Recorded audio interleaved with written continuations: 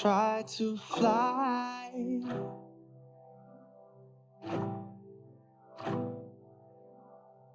Друзья, всем привет! Рада приветствовать вас на своем канале Мир Орхидей. С вами Ксюша и мой цветочный балкон. В одной из последних встреч я вам показывала легато, которая настолько разрастила свою корневую систему, что этот объем горшка ей уже тесен. И оставлять ее в зиму в таком плотном коме, плотном горшке мне не особенно хочется. Но также я понимаю, что сейчас зима, сейчас не самое благоприятное время для пересадки, но тем не менее я покажу вам способ, который можно применять в зимний период для того, чтобы минимально потревожить, чтобы не внести существенные изменения в привычную жизнь внутри горшка. Но если вдруг кому-то не интересно, все же советую не переключаться, потому что дальше нас ждет еще увлекательное путешествие по очередным сортам орхидей на моем балконе. Ну что ж, друзья, давайте приступим. Итак, вот наша легато. Она уже один денечек, наверное, и уже будет раскрываться, уже совсем налила свои бутошки, но не страшно, потому что мы сейчас все сделаем таким образом, что орхидеюшка будет себя комфортно ощущать после перевалочки. Видите, какая корневая система. Сейчас я покажу, почему я приняла решение пересаживать. Видите, да, сколько корешков. И по корням прямо видно, насколько они плотно прижаты к стенкам горшка. Тем самым мы понимаем, что циркуляция воздуха здесь нарушена. Вот это плотное содержание может привести к загниванию корневой системы. Но наша цель, как я уже сказала, сделать перевалку с минимальной травматизацией, и чтобы растение даже не поняло, что что-то произошло в ее жизни. Поэтому мы сейчас возьмем раскаленный ножик и разрежем стенки, скажем так, даже расплавим стеночки горшочка для того, чтобы не вытаскивать, не вытягивать растения и не предоставить травмы корешкам. Выбираем места, где у нас нет корешков. И он как по маслу вот так у нас разрезает стеночки. Вы, кстати, у меня еще очень часто спрашиваете, как быть вот с этими корешками. Я, конечно, все смотрю еще смотрю на орхидейку. Если у орхидеи, так, сейчас смотрите, вот это место тоже отсутствуют корешочки, мы тоже идем вдоль корней, чтобы ни в коем случае не повредить корни горячим ножом. И так же самое я сделаю по дну горшка. Сейчас буду выбирать места, где нет корней. Так вот, по поводу того, что я делаю с этими корнями. Если я вижу, что корневая система у орхидеи прямо огромная, сидит она, например, там в 17-м, в 15-м горшке, и внизу торчат корешки, я, как правило, ими жертвую. Я их отрезаю, и все. Ножом, вернее ножницами. Если я вижу, что корней маловато, и каждый корень у меня на вес золота, поэтому я всегда стараюсь сохранить корни, если это получается.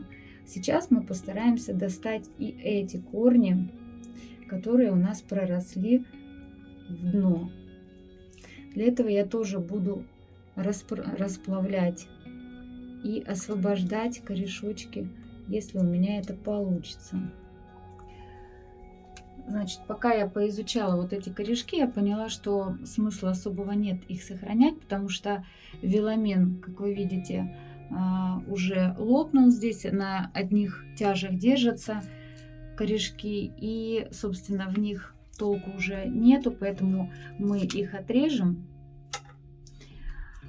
Вот, ножницы не забывайте всегда обрабатывать, я это уже сделала.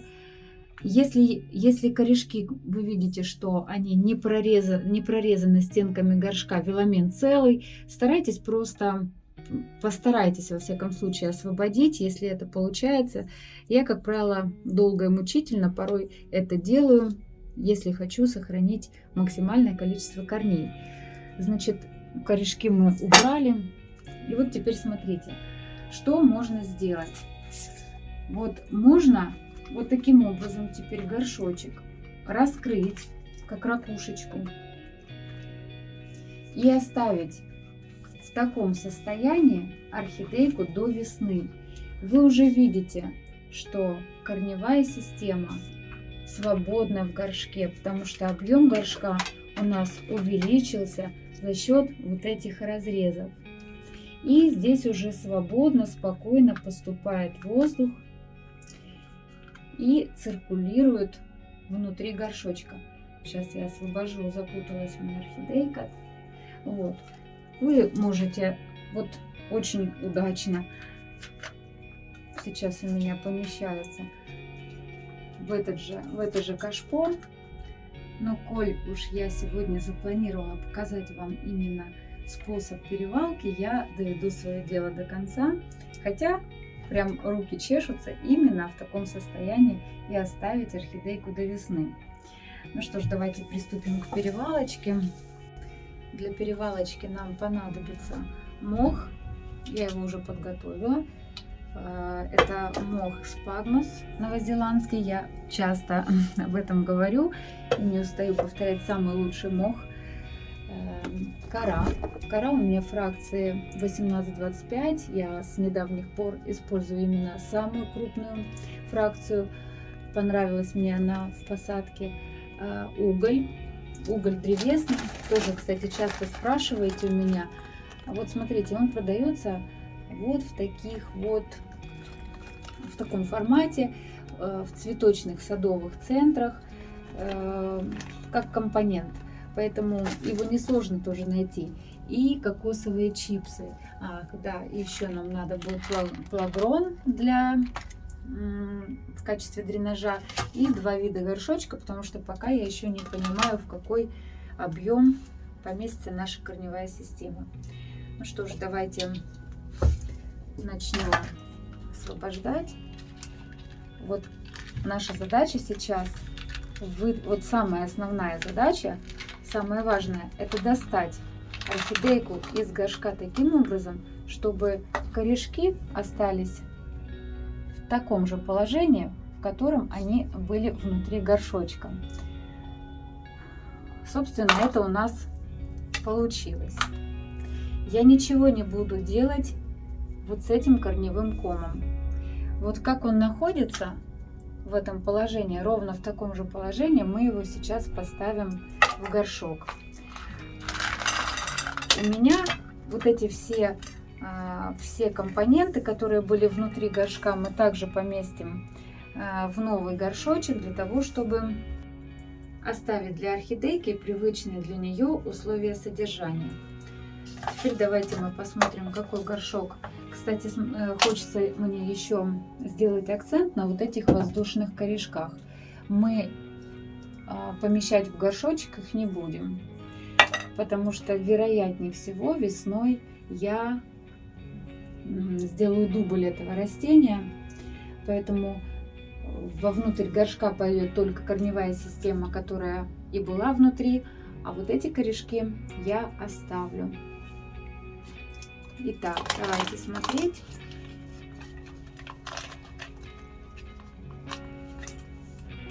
Вот этот горшочек тоже хорош,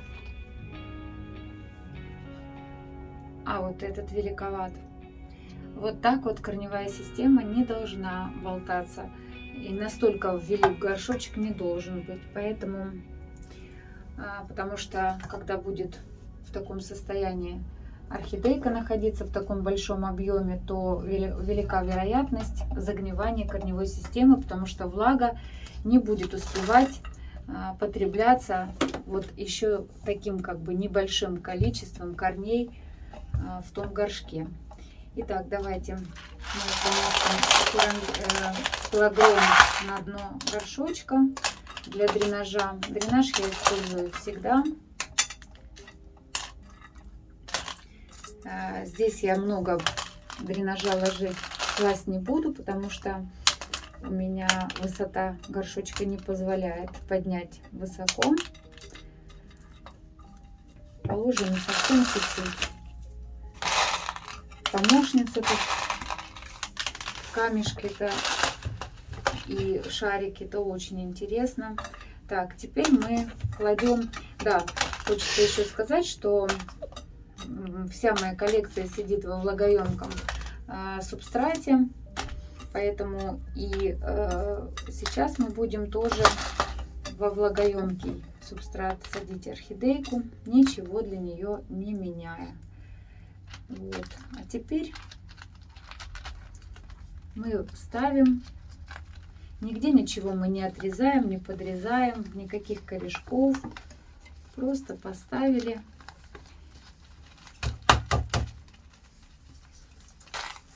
Помещаем оставшиеся компоненты, которые были из старого горшочка.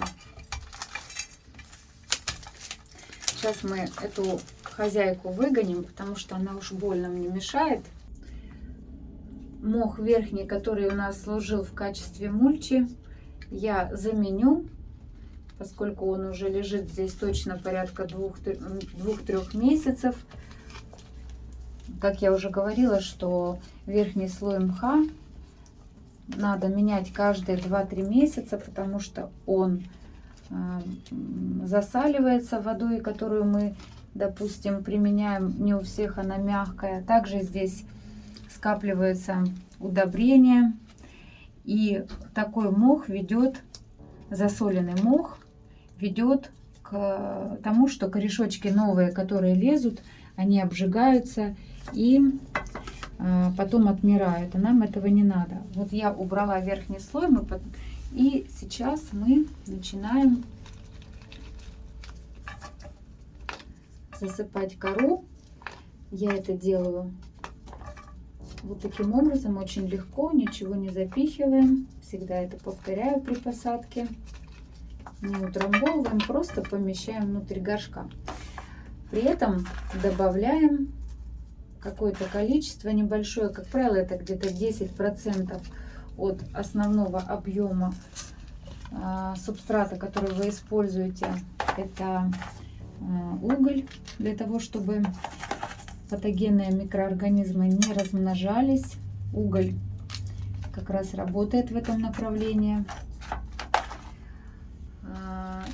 И сейчас что? Да, кстати, хотела сказать, что кору, которую я использую, это торговая марка Архиата. Каждый кусочек просто идеален. Очень мне нравится, в общем, качество этой коры. Так, какую-то часть я помещаю именно коры, а теперь я положу какую-то часть еще кокосовых чипсов, потому что, как я уже сказала, я делаю влагоемкий субстрат, поэтому добавляю влагоемкие компоненты. Вообще Архиата считается влагоемкой корой, то есть из разряда она той коры, которая хорошо впитывает и удерживает влагу. Поэтому перебарщивать еще с количеством влагоемких компонентов не стоит, потому что кора сама по себе влагоемкая. Перед посадкой можете на пару дней эту кору замочить, чтобы она максимально напиталась и уже была функциональна. Я этого, как правило, не делаю, у меня на это просто нет времени. Она в процессе того, как я буду поливать, будет раскрывать свои способности, будет напитываться. На это просто уйдет какое-то количество времени. Так, и положу небольшое количество еще мха.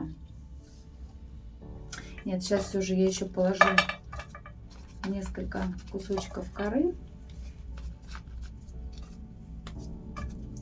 потому что мы чередуем, так как мы сейчас положили влагоемкие компоненты, сейчас мы положим кору.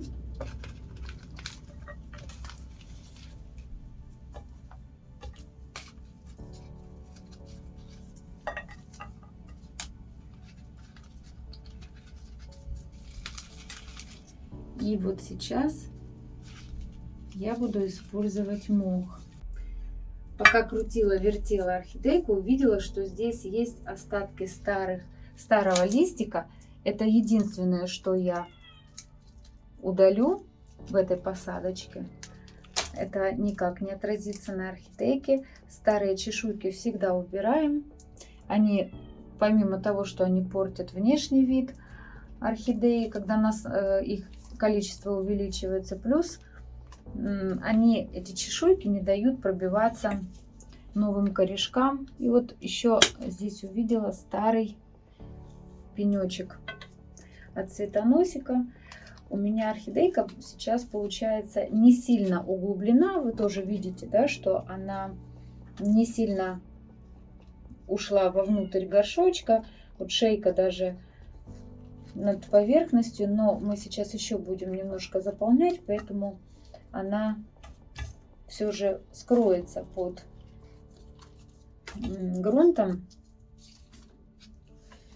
Так, ну а теперь мы будем использовать мох в качестве мульчи. В последнее время я стала тоже любить в качестве мульчи использовать кокосовые чипсы. В зиму они мне больше нравятся, чем мох, но сейчас я все же положу мох. А почему он нравится в зиму? Потому что у меня на балконе большая влажность. И когда я поливаю орхидейку, мох сверху мха, мох остается достаточно долго во влажном состоянии, и мох плесневеет, покрывается прям плесенью верхний слой мха, а вот с кокосовыми чипсами этого не происходит. Вот, сейчас мы еще немножечко вот с этой стороны добавим. Я уже говорила, какую роль выполняет мульча в качестве мха новозеландского. Повторюсь, может, новички, я уверена, на моем канале есть. Во-первых, влажный мох создает дополнительную влажность вокруг растения.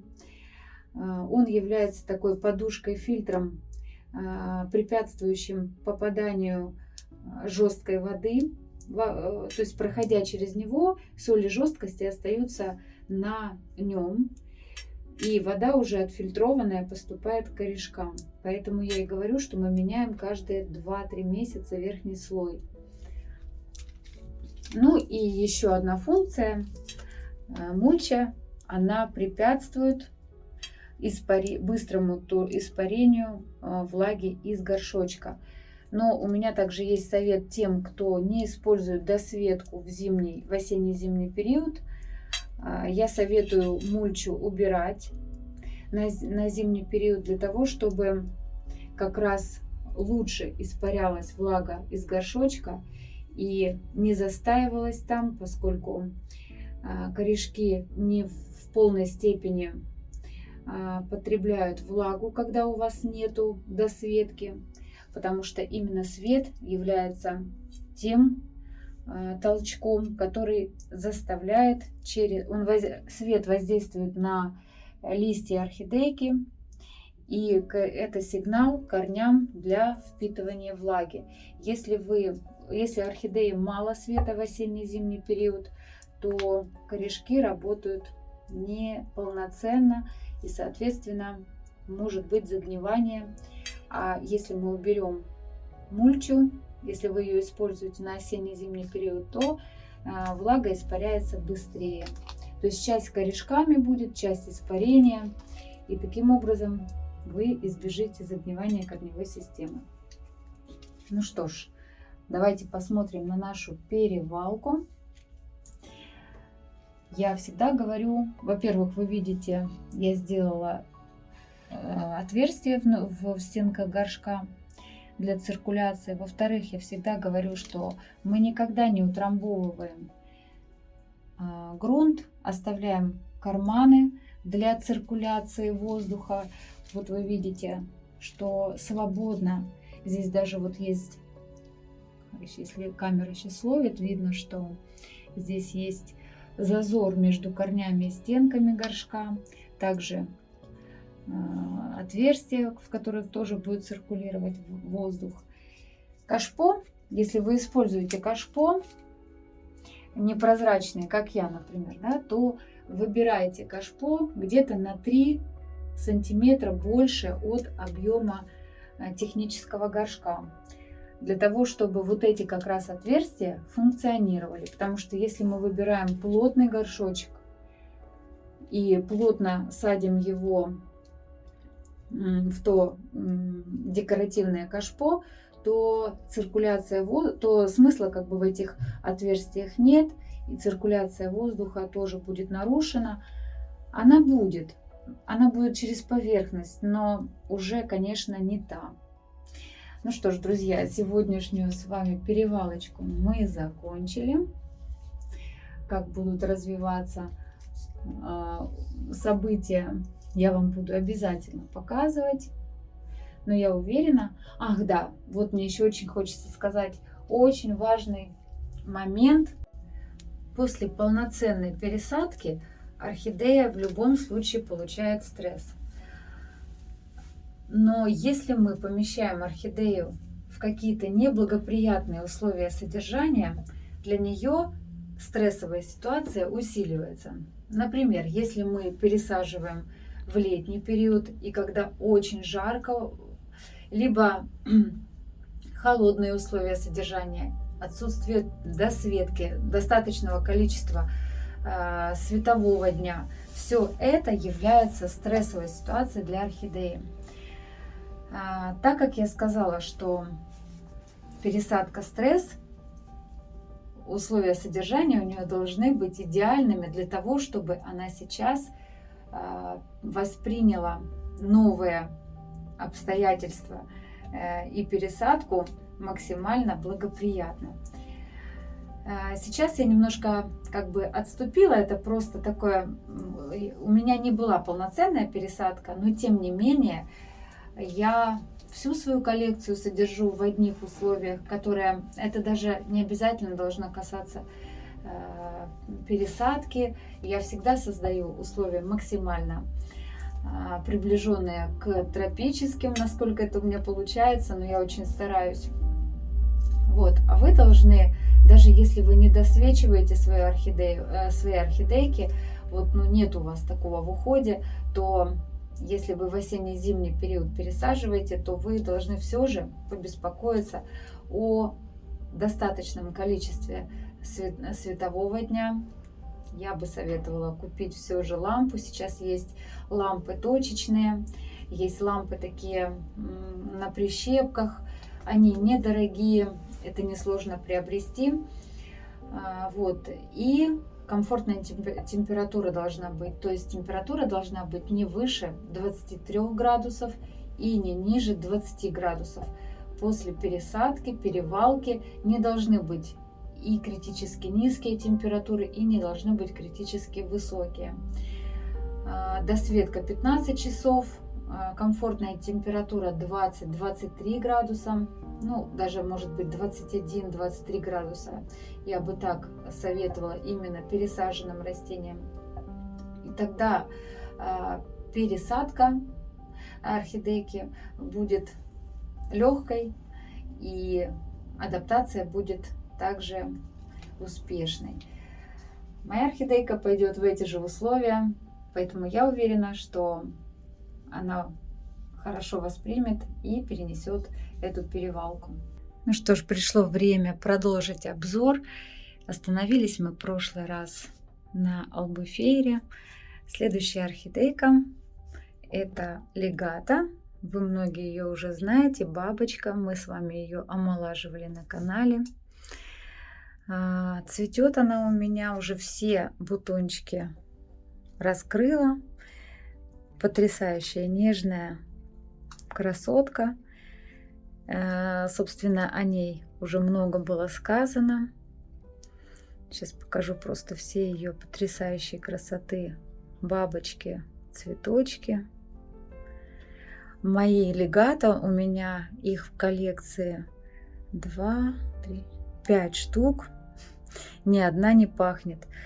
Очень часто на форумах, в группах читаю, что у многих есть приятный аромат. У меня с запахами все хорошо, но аромата я ни у одной легато не наблюдаю. И, кстати, хочу поделиться с вами новостью. Помните мой пень? Я очень ждала, я буквально каждый день или через день так точно заглядывала, буквально с лупой искала детку, и мне кажется, она появляется. Видите, вот этот вот зеленый пиптик.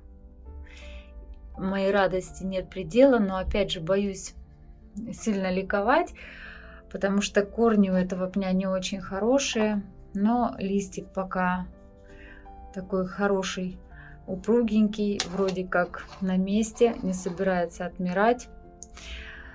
Сегодня я обнаружила этот пиптичек, и прям у меня такое приятное ощущение, и я вот с вами им делюсь. Будем наблюдать и держать кулачки, чтобы детка развивалась. Очень приятно, когда редкий сорт будет в дубле. Ну что ж, давайте продолжим дальше. Вот этот Big Lip, это голландский фаленопсис, это не подросток, сейчас очень похожие есть в сборах. Название у него, название сорта у меня нет, покупала тоже из частной коллекции. Нравятся мне такие расцветки, как у пандочки. У меня есть панда, чуточку позже ее покажу. Она у меня сейчас тоже начинает уже распускаться, но это обычной формы цветок. Очень она мне нравится. И когда я увидела тоже у кого-то в коллекции Big Lip и очень похож по окрасу на панду, я тоже захотела его себе в коллекцию. И вот одна девочка продавала, я с радостью его купила. Причем это цветение его первое у меня. Он у меня не так давно. Вот его розетка. Достаточно аккуратная. Но мне пришлось с ним поработать, потому что он был с плохой корневой системой. И одно цветение мы пропустили, потому что мы наращивали корни. Я не позволила ему процвести. Отрезала цветоносик. И мы растили корневую систему. И сейчас не буду поднимать. Здесь у меня такое плотное нахождение орхидеек. Но корни хорошие. И цветение, соответственно, тоже порадует, потому что оно с ответвлением, с одной веточкой. В общем, вот такая красивая орхидейка. Посмотрите, какой у нее потрясающий язык.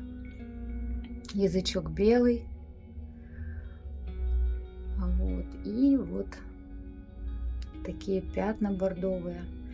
Кстати, я так подразумеваю, что вот эта интенсивность фиолетового будет зависеть от интенсивности света. Мне кажется, чем больше будет света, тем меньше будет фиолетового. Это зимнее цветение, естественного света не так много, поэтому сейчас вот такой преобладает все же фиолетовый окрас. Я просто это говорю по своей пандочке. Она у меня действительно прям первая в коллекции появилась, и до сих пор ее держу. Очень люблю этот сорт. И по ней я замечала, что когда много солнца, у нее очень мало фиолетового. Но будем смотреть. Я думаю, что весной тоже увидим ее цветение и посмотрим, каким оно будет. Дальше вот просто каскадище. Этот сорт называется Клементин.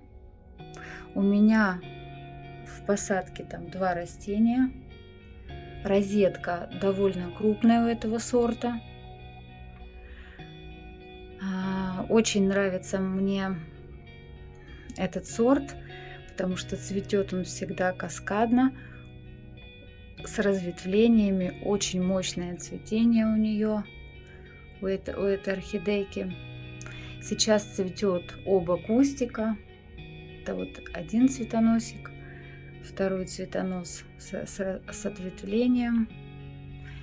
И вот еще ответвление. Сейчас, минуточку, мне приходится смотреть во всех направлениях. Вот. Я как-то, может быть, найду эту фотографию. Влюбилась в этот сорт, когда я увидела ее на каком-то тоже, в общем, на просторах интернета. И это было что-то потрясающее. Выращивалась она на улице, в какой-то из южных стран, где нет зимы. То, как мы выращиваем свои садовые растения, так вот орхидея. Я постараюсь найти эту фотографию, думаю, найду. Она была просто прикручена к дереву в частном доме. И это потрясающее красивое цветение, которое меня просто заворожило. И я даже не знала на тот момент название ее, но потом нашла. И, казалось бы, она не очень-то такая, знаете, чем-то примечательная, но мне очень нравится ее цветение, всегда каскадное и очень пышное. А здесь у меня стоит легато, которую мы с вами сегодня на канале переваливали. Просто между съемками того дня и сегодняшней съемкой прошло пару дней. И она уже за это время начала свой распуск. И я, кстати, забыла сказать, что поливаем мы орхидейку только на следующий день. Обычно я при пересадках это говорю.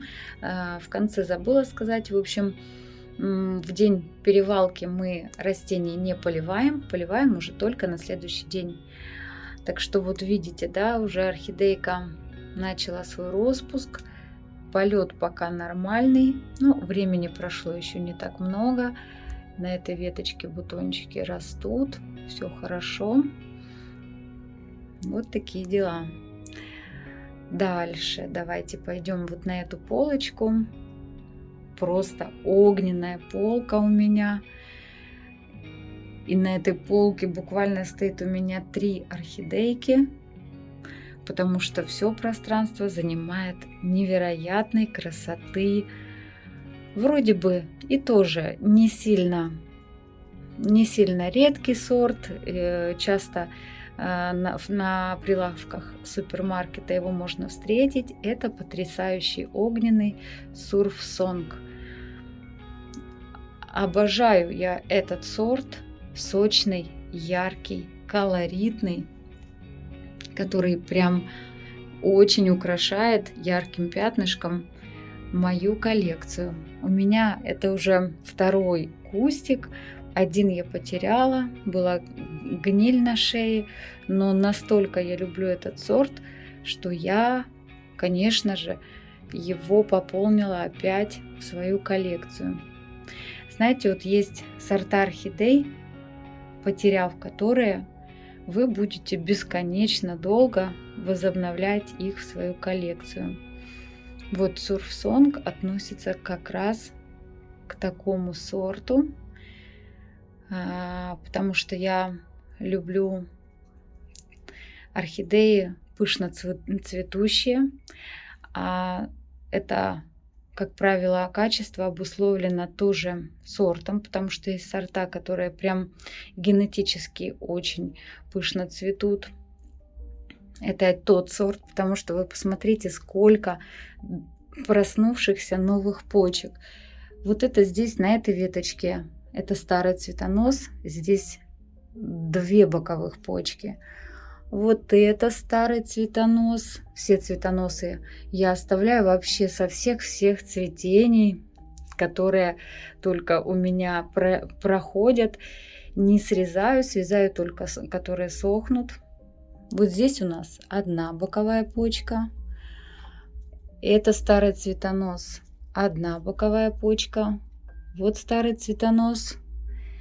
Тоже 1 боковая почка. И вот это вот новый цветонос, который у нас запустился в рост осенью.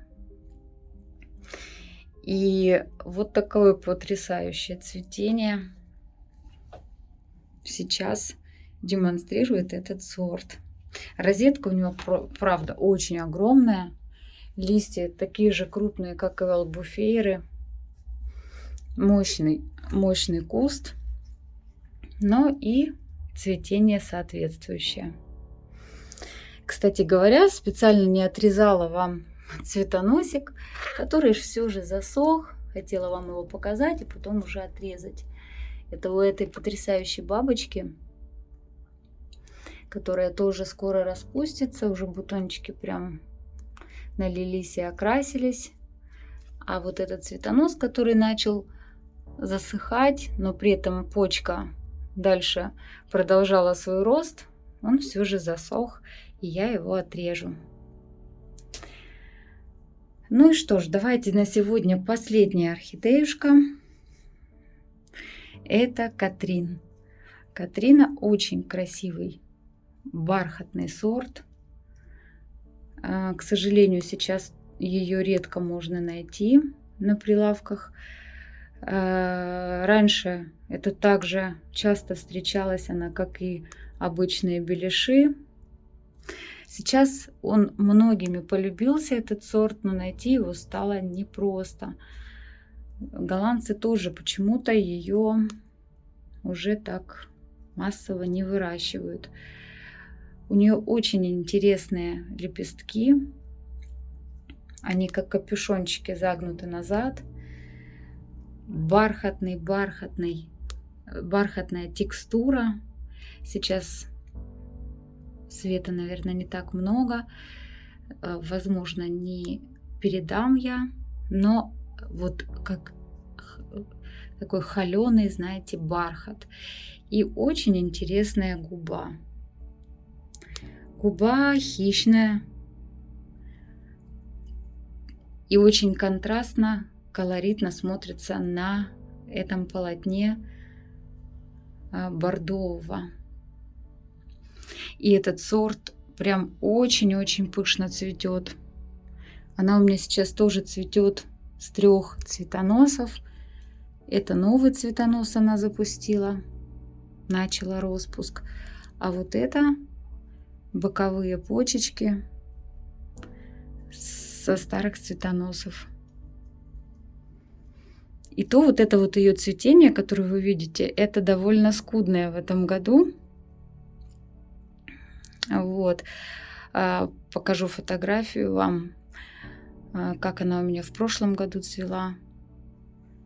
Это было порядка 20, по-моему, цветочков. Немножко, наверное, она в этом цветении отдыхает. Ну что ж, друзья, да, давайте, наверное, уж раз эту полочку я показывала, покажу последнюю хоечку. Нет, у меня здесь еще стоит вот цветонос, смотрите, вот этот вот. Это капучино. Вон кустик, вот он, этого сорта. Капучино у меня сейчас будет процветать на 2 цветоноса. Один будет дорощенный, тут пока 2 бутончика. Но скорее всего все, потому что не вижу я продления. И вторая веточка — это основной цветонос, новый. И бутончики уже окрашиваются, тоже наливаются. Совсем скоро мы увидим тоже ее цветение. Ну и чтобы закрыть тему уже с этой полочкой, покажу вам хойку, Это Нуна Пинк. Прячется она под листиками сурфсонга. Очень уже крупный кустик, разросся. Тоже одно время прям так долго стоял на одном месте, а потом как начал активно расти, разветвлять свои веточки, процветать, цветет практически не прекращая. Очень благодарный на цветение сорт. Вот новая веточка тянется, видите, к свету. И сейчас она в активном росте, но пока цветочков нету. Вот очень интересная мелколистная хоечка. Ну что ж, друзья, сегодня мы с вами и пересадили, поговорили об очень важных моментах во время перевалки, пересадки. Во время таких моментов, когда я вам что-то полезное показываю, мне очень хочется делиться какими-то нюансами, тонкостями в уходе. О них я рассказываю в процессе. Я хочу, чтобы вы о них знали. Поэтому порой видео, может быть, и затягивается только потому, что я развиваю какие-то свои вот такие мысли. Ну что ж, я буду с вами прощаться. Непременно скоро увидимся. Сейчас я очень часто буду выходить в эфир. С этим видео тоже получилась небольшая заминка, потому что монтажом моих роликов занимается муж, а он у меня уехал в командировку и отсутствовал неделю. Поэтому я пока снимала материал и жду его для того, чтобы он смонтировал. Ну что ж, я буду с вами прощаться. До новых встреч, друзья. И пока.